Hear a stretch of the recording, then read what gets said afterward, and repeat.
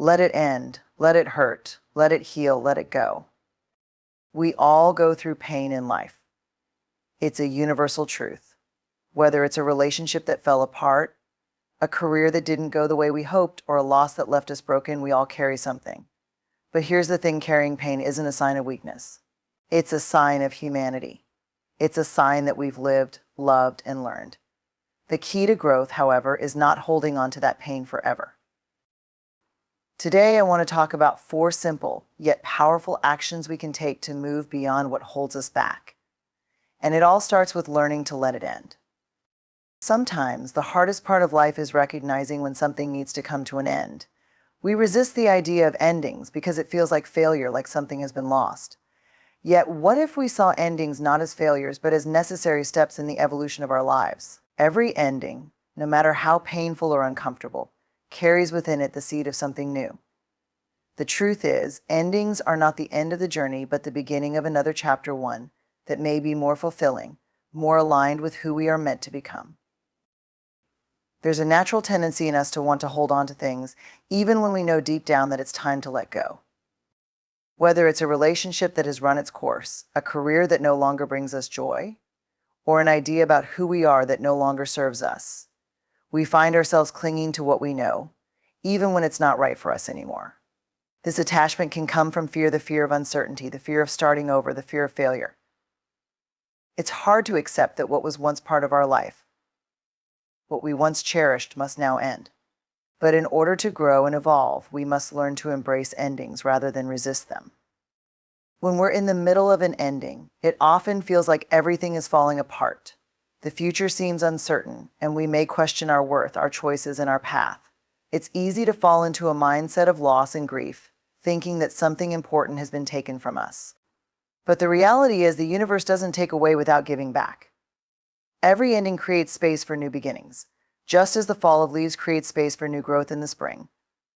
Endings clear the way for fresh experiences, opportunities, and lessons. At the heart of every ending lies the opportunity to transform. We grow through the challenges we face, and when we embrace an ending, we open ourselves up to transformation. The end of a job, for example, might feel like a failure at first, but it can become the catalyst for a new career path that aligns more closely with your passions and values. A difficult breakup may feel like a loss, but it can lead to self-discovery, healing, and eventually a relationship that is healthier and more fulfilling. An ending, when viewed from the perspective of growth, is not something to be feared, but something to be welcomed. However, embracing an ending doesn't mean it's easy. It's often uncomfortable, painful, and filled with uncertainty. The process of letting go can stir up emotions we'd rather not face: sadness, fear, anger, or regret. We might be left questioning ourselves and wondering if we made the right decisions. But it's important to remember that these feelings are a natural part of the process. Pain is not something to avoid, but something to experience and learn from. It's through facing these difficult emotions that we are able to heal, rebuild, and move forward. Without the ending, without the pain, there would be no space for growth. What we need to understand is that endings are a natural part of the cycle of life. We have seasons in our lives just as nature has seasons. Winter is a time for rest and reflection, but it also clears the way for the growth and renewal of spring. Similarly, an ending in our lives clears the way for new experiences and new opportunities.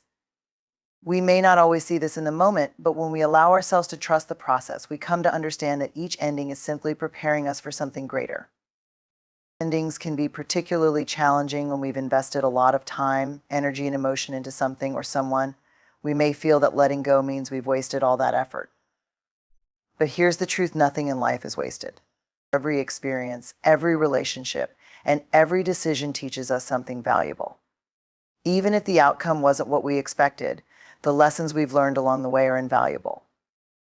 When we release what no longer serves us, we allow ourselves the freedom to apply these lessons to new opportunities, helping us make better choices and move toward a life that's more aligned with our authentic selves.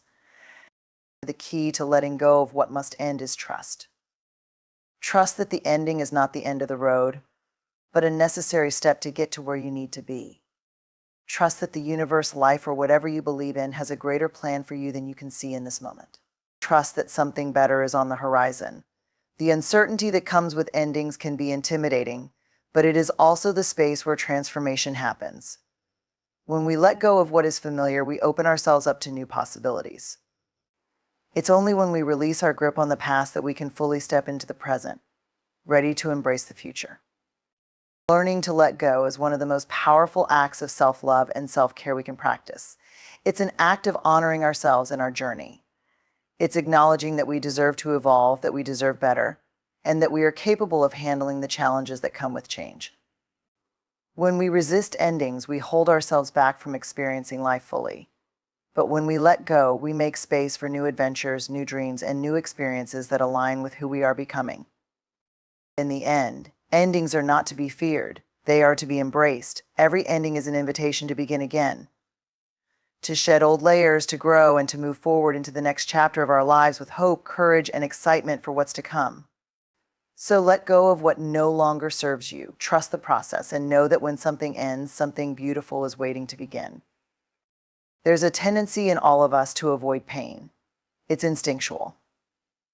From a young age, we are taught to run from discomfort, to fix problems quickly, and to avoid anything that causes us emotional, mental, or physical distress. But the truth is, pain is an inevitable part of life. It comes in many forms: heartbreak, failure, loss, rejection, but it also carries with it immense value. The key to navigating life's difficulties is not to avoid pain, but to embrace it. Let it hurt. Let yourself feel the full force of your emotions, because only when you let yourself experience pain can you begin to heal and move forward. Pain, in any form, is never easy. It shakes us to our core. When we're faced with pain, we often feel as though we are losing something precious, whether it's a person, an idea, or a part of ourselves. It can feel like the ground has been pulled out from beneath us, and we are left struggling to find our footing. In these moments, it's natural to want to shut down, to retreat into ourselves, and to numb the pain in any way we can. It's a defense mechanism, a way to protect ourselves from what feels unbearable. But avoiding pain doesn't make it go away. It simply prolongs it. The longer we run from our hurt, the longer we remain trapped in its grip. To heal, we must face the pain head on. We must be willing to let it hurt. It's tempting to pretend it doesn't matter, to mask it with distractions, or to shove it deep down inside where we hope it will vanish. But the truth is, pain has a purpose. It's a messenger telling us that something is out of balance in our lives. It might be a loss we need to process, a relationship that has run its course, or a mistake we need to learn from. Pain forces us to confront the reality of our situation. It pushes us to examine our lives, our choices, and our beliefs. And in doing so, it offers the opportunity for growth. Letting it hurt doesn't mean wallowing in the pain or allowing it to define us. It means giving ourselves permission to feel. It means acknowledging the emotional upheaval, the sorrow, and the disappointment without trying to numb it or push it away. It's okay to cry. It's okay to be angry. It's okay to feel lost and unsure. These emotions are all part of the human experience. They are the raw materials from which healing is made. But pain doesn't just come in the form of negative emotions. Sometimes the pain we experience comes from growth. Growth can be uncomfortable because it forces us to challenge old habits, old patterns, and old ways of thinking. It asks us to let go of the things that are no longer serving us, even when we're afraid of what might be left behind. Growth requires us to stretch beyond our comfort zones, and that can hurt. It's uncomfortable to push ourselves past our limits, to face new challenges, and to walk into the unknown. But this kind of pain is necessary for progress. Without it, we would remain stagnant, never evolving, never moving toward the life we are meant to live. Letting it hurt also means accepting that healing is a process. It's not something that happens overnight. It takes time. Just like a physical wound, emotional wounds need time to heal. There's no shortcut to this process. It's tempting to try to rush through it, to move on quickly, and to avoid the discomfort of sitting with our pain. But this only delays the healing process. True healing comes when we allow ourselves the space to feel the hurt, to process the emotions, and to reflect on what has happened. It requires patience, self-compassion, and the willingness to face our vulnerabilities. We often resist pain because we associate it with weakness. We live in a world that celebrates strength and resilience, and we often think of pain as something that makes us weaker or less capable. But the opposite is true. Pain is what makes us strong. It builds resilience. It teaches us that we can withstand hardship and come out on the other side stronger, wiser, and more compassionate. Pain shows us our capacity to endure, to grow, and to rebuild. It helps us develop empathy for others who are going through similar struggles. It reminds us that we are not invincible, but we are resilient. And it's through facing pain head-on that we find our true strength. Letting it hurt also involves being honest with ourselves. We often hide our pain from others because we fear judgment or because we don't want to appear weak. But pretending that we are fine when we are not only prolongs the hurt. Being honest with ourselves and with others about our pain is a form of self-care. It's allowing ourselves to be vulnerable, to ask for help when we need it, and to acknowledge that we are not perfect. We are all human, and we all experience pain. By allowing ourselves to be vulnerable, we create space for others to do the same, fostering a deeper sense of connection and understanding. In the end, pain is not something to be feared or avoided. It is something to be experienced and embraced. When we let it hurt, we give ourselves permission to feel, to process, and to heal. We acknowledge the depth of our emotions and the lessons that pain has to offer. We allow ourselves to grow, to evolve, and to move forward with greater strength and resilience. Letting it hurt is not a sign of weakness, but of courage, the courage to face life's challenges, to grow through adversity, and to emerge stronger on the other side. So let it hurt. Let it break you open. Because it is through the hurt that we find healing, and it is through the healing that we find our true selves. Healing is a delicate, transformative process that requires time, patience, and deep self-compassion. When life challenges us with pain, loss, or hardship, it's easy to focus solely on the discomfort. We become fixated on the wounds, whether emotional or physical, and often forget that the very process of healing involves not just the cessation of pain, but the growth that arises from it. Healing is a journey, and it's one that cannot be rushed. To heal, we must be willing to embrace the discomfort and allow the process to unfold at its own pace. The first step toward healing is often to acknowledge the hurt. We can't heal what we refuse to face. We often try to suppress painful emotions, thinking that avoiding them will make them disappear. Yet, this only allows the pain to fester and grow, making it harder to heal in the long run. Healing begins when we stop running from our emotions and start to sit with them, to feel them in their raw, unfiltered form. This is difficult as it involves vulnerability and openness, both of which can be intimidating. But it's in this space of vulnerability that true healing begins. When we allow ourselves to truly feel, we begin to process the pain. There's a misconception that healing means forgetting or letting go of the hurt. In reality, healing involves accepting the pain and integrating it into our lives. The pain doesn't go away, but we learn to live with it in a way that doesn't control or define us. It becomes a part of our story, but not the whole of it. We allow it to shape us into someone stronger, more resilient, and more compassionate, but we don't let it dictate the way we move forward in life. During the healing process, it's essential to be kind to ourselves. Often we are our harshest critics, especially when we're going through a difficult time. We may feel frustrated with ourselves for not healing faster or for still being affected by past hurts. We might even tell ourselves that we should be over it by now. But healing isn't linear. It's not a one-time event where we simply get better overnight. Healing is messy, unpredictable, and often nonlinear. Some days we may feel as though we're making progress, while on other days it may feel like we've taken several steps back. This ebb and flow are natural, and it's important to be gentle with ourselves during those moments. We must remind ourselves that healing is not a destination but a process, and every step forward, no matter how small, is an accomplishment. Part of the healing journey also involves forgiveness of others and ourselves. Holding on to anger, resentment, or guilt can prevent us from fully healing. These emotions are like chains that bind us to the past, making it difficult to move forward. Forgiveness doesn't mean excusing the hurt or forgetting what happened. It means releasing the hold that the pain has over us so that we can move forward with more peace and clarity. Forgiveness is a gift we give to ourselves, not to the person who caused the pain. It's a way to free ourselves from the emotional weight of the past, allowing us to heal and grow. In the healing process, we also need to be mindful of the stories we tell ourselves. The narratives we create about our pain can either aid or hinder our healing. When we repeatedly tell ourselves that we are broken, unworthy, or incapable of healing, we reinforce those beliefs and limit our ability to move forward.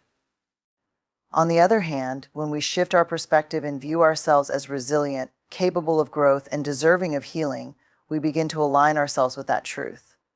The stories we tell ourselves shape our reality, and by changing the narrative, we change the course of our healing.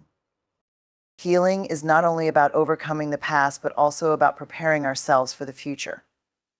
As we heal, we create space for new possibilities, new growth, and new opportunities. The lessons we learn from our pain can guide us in making better choices, forming healthier relationships, and creating a life that is more aligned with our true desires.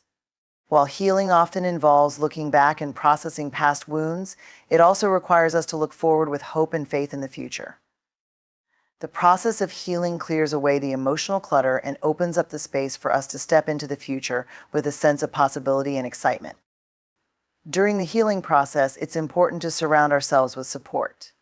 Healing is not something we can or should do alone. Whether it's friends, family, a therapist, or a support group, having people around us who understand and support our journey is essential. These individuals can offer a listening ear, provide encouragement, and remind us that we are not alone in our struggles. In times of pain, it's easy to isolate ourselves, but healing requires connection. We need the love, understanding, and perspective of others to help us navigate the challenges we face. It's also important to remember that healing doesn't mean we are fixed. We are always evolving, always learning, and always growing. The healing process is not about erasing the past or becoming perfect. It's about embracing our imperfections, accepting our humanity, and allowing ourselves to evolve into the best version of who we are meant to be. Another key component of healing is self-care. When we're in pain, it's easy to neglect ourselves. We may feel undeserving of care, or we may simply be too exhausted to care for ourselves properly. But self-care is not a luxury, it's a necessity.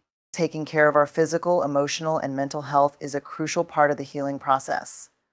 Whether it's getting enough rest, eating nourishing food, engaging in activities that bring us joy, or simply taking time to breathe and be still, self-care supports our body and mind as they heal.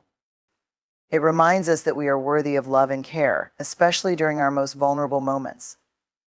Healing is ultimately a process of reclaiming ourselves. It's about rediscovering who we are beneath the pain, beneath the wounds, beneath the stories we've told ourselves. It's about reconnecting with our inner strength, our resilience, and our capacity to grow. Healing is not an end, but a journey, one that requires patience, self-compassion, forgiveness, and love. It's about embracing the pain, allowing it to shape us, and then letting it go, so we can step into a future filled with hope, clarity, and possibility. Letting go is one of the most powerful yet challenging acts we can do in our lives. It is often easier to hold on to things that no longer serve us, whether that be relationships, habits, or beliefs, because we are familiar with them. The fear of the unknown, the comfort of the familiar, and the resistance to change can make it difficult to release what is no longer healthy for us. Yet letting go is crucial for growth, for healing, and for living a life that aligns with our true desires. It's a courageous act of surrender, a way to free ourselves from the emotional and mental burdens that weigh us down and hold us back. One of the first steps in letting go is recognizing what we need to release. Sometimes we become so accustomed to certain things that we don't realize how much they are affecting us. This could be a relationship that drains us, a job that no longer fulfills us, or old beliefs and patterns that limit our potential. We often hold on to these things because they are comfortable, because they are familiar, and because the thought of stepping into something new feels intimidating or uncertain. But the truth is, what we are holding on to may be preventing us from reaching our full potential and from living a life that reflects who we truly are. Letting go requires deep self-awareness. We must be willing to look inward and ask ourselves tough questions. Is this relationship healthy for me? Does this job align with my values? Are these beliefs I hold truly mine, or are they based on fear or societal expectations? It takes honesty to recognize that something or someone is no longer serving us in a positive way. This is often the hardest part of letting go, because it forces us to confront uncomfortable truths.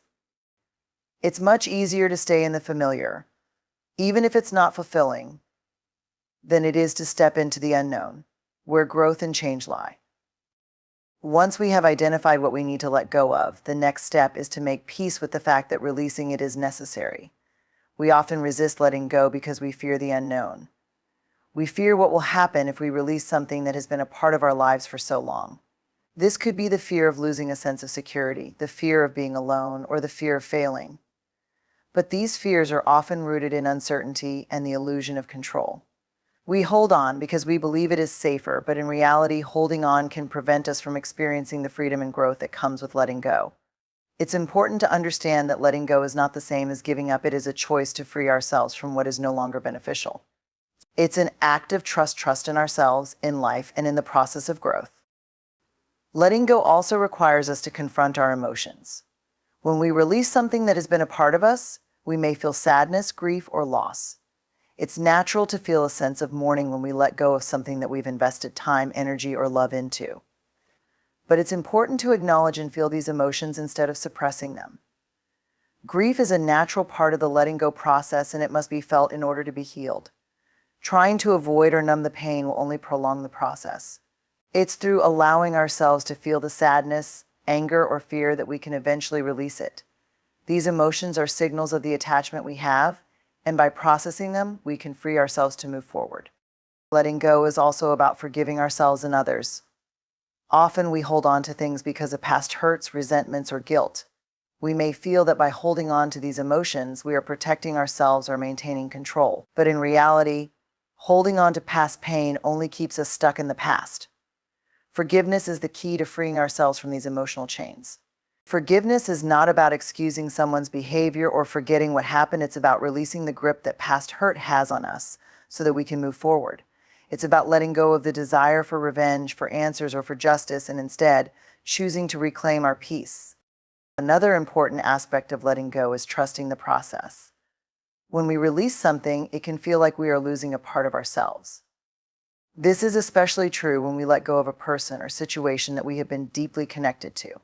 The fear of what will come next, or whether we will be okay, can make it difficult to trust that this is the right decision. However, letting go is not a final goodbye. It's simply clearing space for something new to come into our lives.